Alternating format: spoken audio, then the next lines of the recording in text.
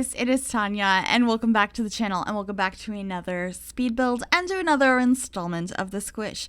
Today I am building a tiny house in the cottagecore style. I have gotten a ton of suggestions from you guys to go ahead and tackle this style, and I had no idea what it was, so I had to do a lot of Google searching, but I think it was really fun. And I'll talk a little bit more about what it is in a second, but I would like to talk about what's going on screen first. So I really wanted a very specific roof shape, and since I was making this into a tiny house versus just like a regular looking house, this roof shape is a little bit more difficult because I only wanted this to be one story. So in order to achieve this, I needed to have a room next door that was higher up than this one and drag roofs over from there and have a little half wall in the middle to be a space that I could put a window on. It took a lot of fiddling. I accidentally deleted it too many times because if you create walls underneath that floating roof, things just disappear, and it was a whole process. But you can kind of see the idea coming together now on what I was trying to do with moving around all these little pieces to get this roof. And we actually end up putting another bump out on the side with the same type of roofing. So gonna have to go through the whole process again momentarily, but I just wanted to explain what I was doing. So what is cottagecore? Basically, cottagecore, sometimes it's called fairy core. There's a bunch of different words, grandma core, like there's lots of things with core at the end. I had no idea. And basically it's an internet aesthetic which celebrates the return to traditional forms of craft, such as like foraging, baking, and pottery. Obviously, we don't have like full-on pottery in the game. I would like to have that at some point. We just have the clay, which I did not include in this build. I mostly focused on more of the like gardening aspect and like farming and overgrown greenery, because all of the pictures I was finding were mostly just adorable cottages that were coated in plants. Like the outside was gorgeous and just so many plants everywhere. So I mostly focused on that. Also, from this research, it does say that, mostly doing things that are more in a traditional way, maybe not having as many of the same like modern conveniences that we tend to have and your Sims tend to have. But despite that, I did put a television and a laptop in this house. I guess a TV isn't that necessary. It fit in a spot really well, so I put it there. But I feel like in The Sims, your Sims really need a computer to get a lot of things done. So I thought that was something I should add, but obviously if you don't want to play with those things, they are very, very easy to delete. So if you guys would like to download this build, it will be available on the Sims 4 gallery if you search the origin ID of mine, which is Gryphi, or the hashtag MsGryphi. I will also put all of that information down below, as well as a direct download link to the gallery website if it's easier for you guys to download it that way. But anyway, it looks like the roofing is almost done here. I say almost done because that little decorative piece I have on the side, I actually end up making into a bump out. Yeah, so we have to fix up the roofing some more. You can kind of see when I try and connect it, things disappear, so I have to drag them off in order to place this without them deleting. And later on in the build, when I do walls inside, I forget to do that, and I just delete the roof and have to redo it. So if you ever decide to do roofing in this style on a very small one-story house, be careful because it's a little bit of a headache, but I think it's a really cute look, so I was happy that I went ahead and did it. I've seen a ton of tiny houses with this shaped roof before, and I've always been like, oh, well, I can't do that in The Sims. It doesn't work like that. But I made it work today, and I'm pretty happy about it. So we're going to be working on landscaping for a while, and to start off, I was thinking more of a like fairy aesthetic, and I was going overwhelmingly like pink and purple and a lot of colors, but I decided to tone it down in the end, and most of the flowers and stuff I put down are more neutral colors or a lot of whites, honestly, and a lot of just regular greenery. And the only really bright thing I have is that tree in front does stay pink. I changed it to white a couple different times in the process of this build, but it ends up being pink in the end, and I just think it's so pretty. It's one of the trees that came with Island Living, and I've never used it outside of Sulani because it doesn't really make sense. I don't really know what kind of tree that is. It probably doesn't make sense to be here, but I thought it was really pretty, and I was going for kind of a look that worked really well with, or like a tree that had a lot of bright pinks and stuff in it. So I thought that I would give it a go. So apologies if you're very knowledgeable about that particular tree and you're like, it would die. I'm sorry. I'm truly sorry.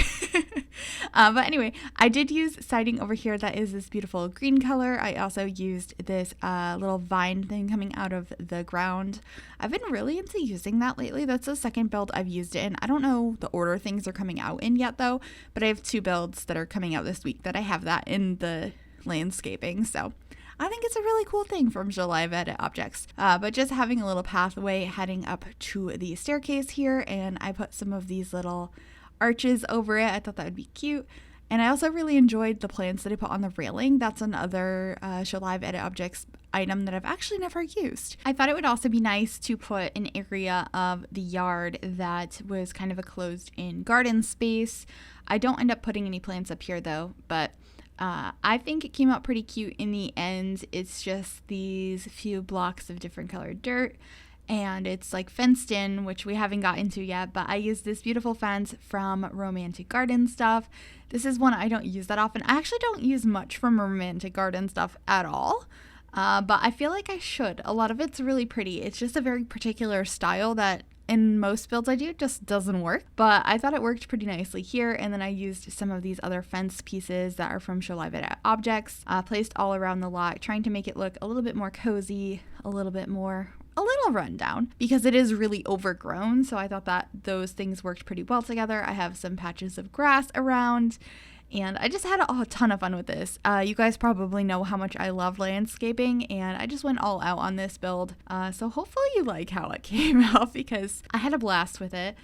So just adding some more terrain paint here. I like going over terrain paint with dirt to make it look a little bit more worn down. Like if that is a space your Sims are going to be continually walking over, it makes sense that it would be a little bit more darker, that the grass may have died under all of the steps your Sims are taking. So that's the thought process there. I also changed out the windows on the top portions of the roof quite a few times, but I end up going with the rest of the windows being from Get Together, and I think the front one, which there isn't one right now, there's just a wreath, I end up moving that over the window on the other bump out, but the front one I think ends up being a little window from Cats and Dogs, the one that has like the crisscross through the middle. I thought that was cute. I also really enjoyed adding these rocks from Shelving Edit Objects, the like big one with the green on top right by the staircase. It's one of the few rocks that's in that category or in the game at all that tucks into the ground. So if you don't put it on a flat surface, most of the time it's okay because it blends in properly, and I love that because I don't want a floating rock. I want a rock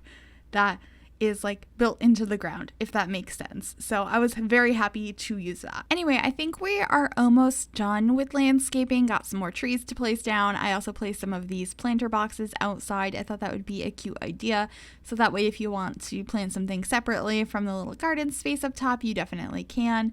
Also added a little bench outside. I played with putting it down on the ground, but I think it ends up staying on the porch in the end. And then this decorative tire with the flowers growing in it from Cats and Dogs I thought worked really nicely. And then just a couple of lights outside as well so that it's not completely dark at night.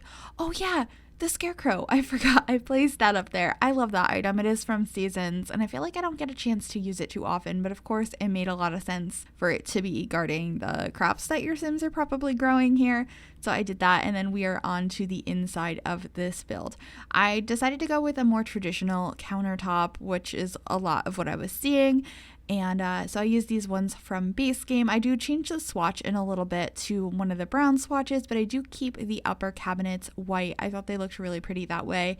And yeah, so this is going to slowly come together. I did use this fridge from Jungle Adventure. It looks a little bit more of a traditional style, and it's one of my favorites. I really want a fridge like that in real life so badly, and hopefully one day I will get that. But I also did that with the stove.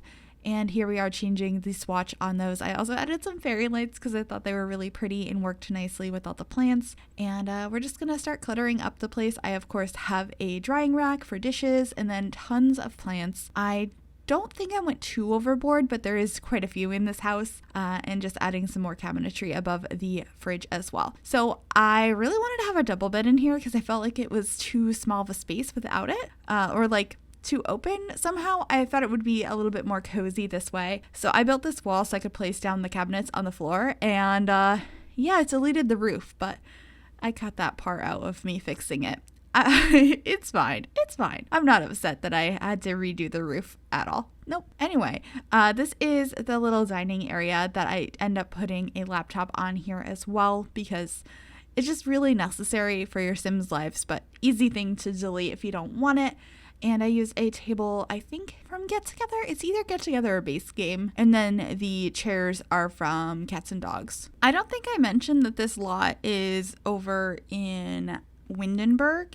And it comes in at around 32,000 simoleons if you're interested in grabbing it and you don't use money cheats. So there's that bit of information, but I'm just adding some books over at the head of the bed here. I thought this could work as nice, like a nice little dresser spot slash bedside table, even though it's like the headboard, but cabinets. Yep. Anyway, just adding some more plants up here. I thought that looked really pretty, and a little tea light as well. And then I decided to use some of these vines from Jungle Adventure going up the side of the building. I almost never use them because they are so chunky and I feel like they don't look very natural, but I thought they worked pretty well for this space since there is just so much greenery going on that they didn't look so chunky. And I also added this little tree from Shall I Edit Objects that's from Get Together because it's pink, and I was enjoying the little pops of pink outside. I also added a bookshelf behind the table. It's most likely not functional because the table's in the way, but I thought it looked nice, and I was trying to make this look really tightly packed and cozy, so I did that. I also added the flower arranging table. I thought that was probably a good item to add as far as going with the whole more traditional hobbies, and since we don't have like a pottery wheel, which I would have loved to place in here, or the knitting stuff once we get that pack, that would work really nicely too. I decided to put the flower arranging, and I'm pretty happy with that. I think it's a cute item that we have in the game, a really fun little skill to work on, so I liked that, and just adding some clutter all around, some seed packets, some flowers, some gardening materials, or like tools, I suppose. And I don't know why we popped outside because I was like, did I put a trash can? Nope. So I added it in the garden space. And then this is where that TV goes that I had mentioned. I think we move it down a shelf maybe, or we might keep it on that one. I'm not sure. But I thought something that would fit really nicely here is the shelving unit that we got with Island Living. I don't use this too often. I thought I would use it a lot more often when we got it because it's an empty shelf I can clutter to my liking, but I decided to use it today. And it's mostly plants.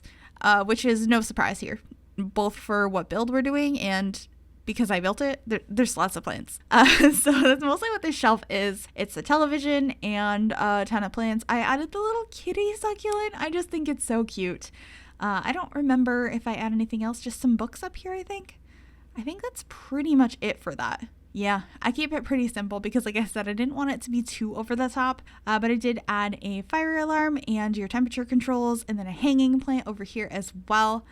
And oh yeah, I added a little table kind of going through the bed over here so there would be a surface you could put something on. So I decided to put a tray of drinks over here that came with Eco Lifestyle. Had to use the red shelf to get that placed properly. And it took a little bit longer than I was hoping it would. But then we're going to be moving on into the bathroom, which is the final room of this build. I mean, the only other room, I guess, because when you walk in, it's all one big space. I used this toilet that I feel like has a little bit of extra detail on it, like the shape at the bottom of it, the base of the toilet, I thought was quite pretty. And then the same counters that we have in the living space, and a little bit of an older style mirror. I thought this was really pretty. And then, of course, some plants. The room wouldn't have been complete without some plants, so I added some plants. And then there's just going to be a shower on the wall. I've been doing this shape of bathroom a lot more recently in tiny homes, so I definitely did the same thing in here because it works so well and takes up such a small amount of space thanks to the university shower. But anyway, we're going to be coming to the end of the video now. I hope you guys did enjoy this. If you did, make sure you give this video a big thumbs up. You can also subscribe to the channel if you haven't already, and if you click that bell, it'll turn on notifications so you'll be notified of every single time I upload a new video. Enjoy the screenshots, and I will see you all next time. Bye, everybody.